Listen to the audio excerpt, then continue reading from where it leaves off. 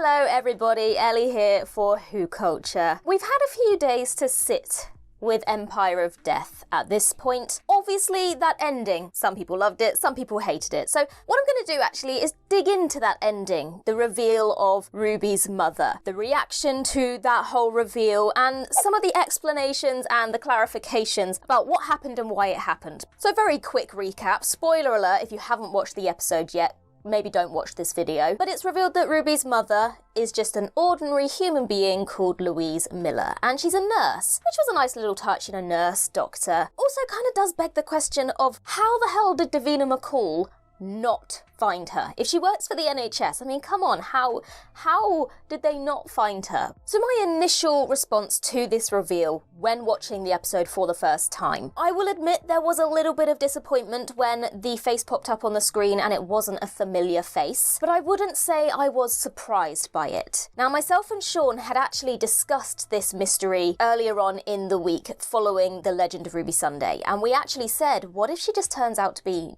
normal? What if she isn't some big mystery? What if she's just a normal woman? So it was something that was already playing in my head, and so I wasn't surprised that this was the answer we got, but I will admit that I was slightly disappointed that it was the answer we got. Now, ultimately, I do think it was a great idea for Ruby's mother to just be a normal woman. I think it was the right choice for this arc. The reunion itself was really powerful.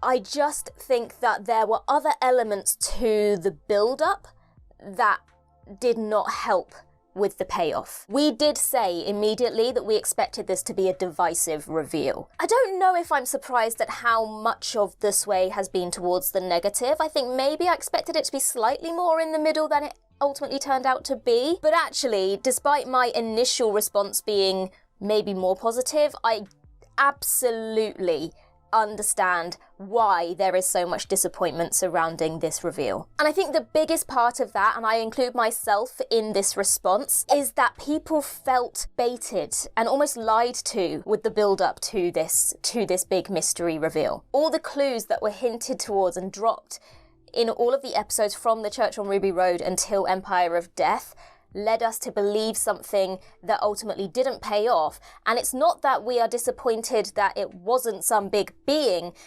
but we were misled in the direction that we thought it was going to be. I mean, pretty much everything that we were told about Ruby's mum seems to lead us towards a magical or supernatural solution.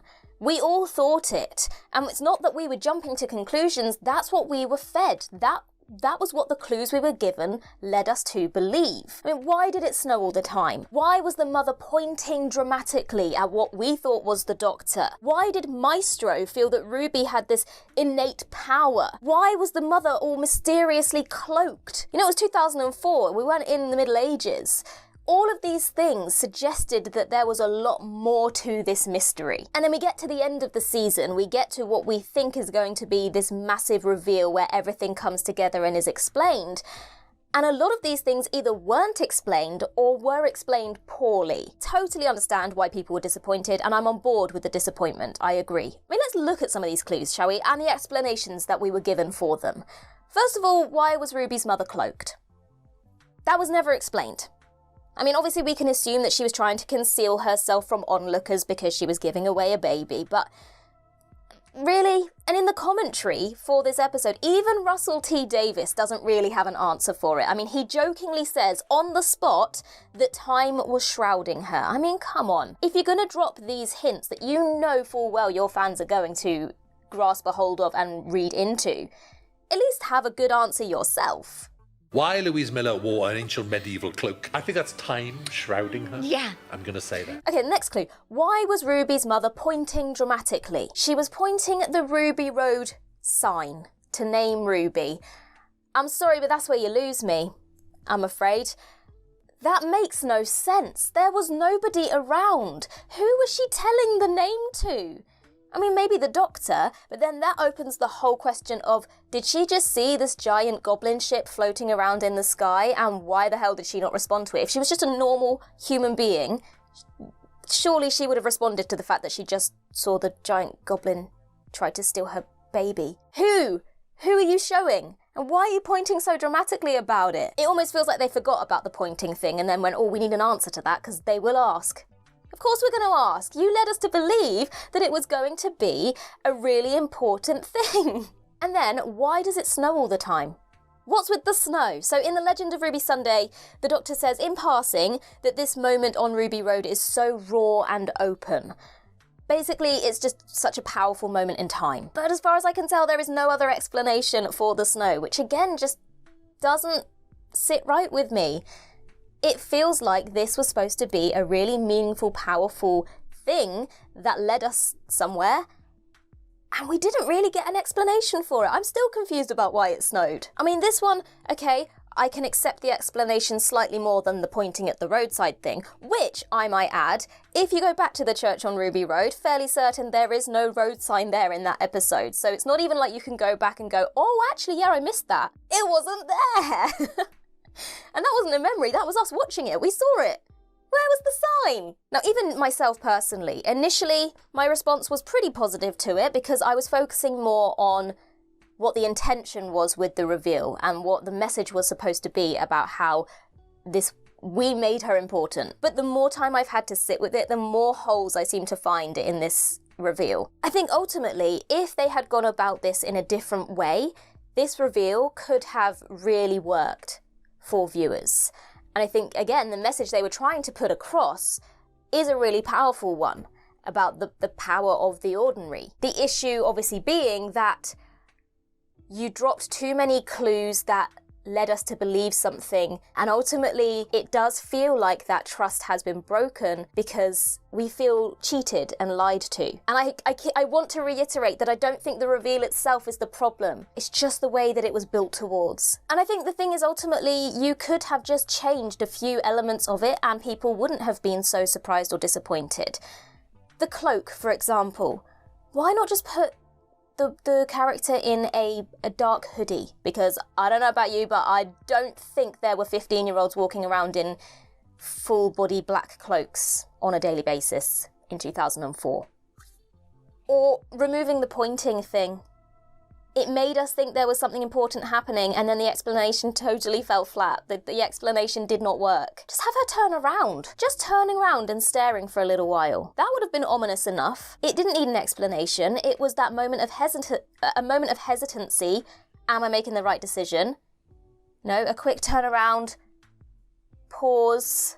Even if the pointing was there to name the baby, why was it so dramatic? Now, what is very interesting about this entire plot is that Russell making Louise normal, in large part, was a response to another divisive mystery parent plotline in popular culture, which was Daisy Ridley's Rey in the Star Wars sequel trilogy. So just like Ruby, Rey's parents were teased and teased. It was this big mystery, and people expected some big important answer. Maybe she's a Kenobi, maybe she's a Skywalker.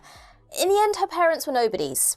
Just normal people, and a lot of people were not happy with that reveal. So then in the next movie, that was retconned, and Rey was actually a Palpatine. And that did not work at all. It was very forced, and most people really, really disliked it. And that's essentially why Russell went with the kind of normal parents route, because he felt that that answer was more powerful than making Ruby some big, huge, important cosmic being. Even in the ordinary, there is extraordinary. Also, I'm not sure if basing your entire companion plotline on a very divisive movie trilogy was really a wise move, especially when we knew that this season was really important in bringing back the audience that the show had lost in previous years. But like I said, I agree with the sentiment overall.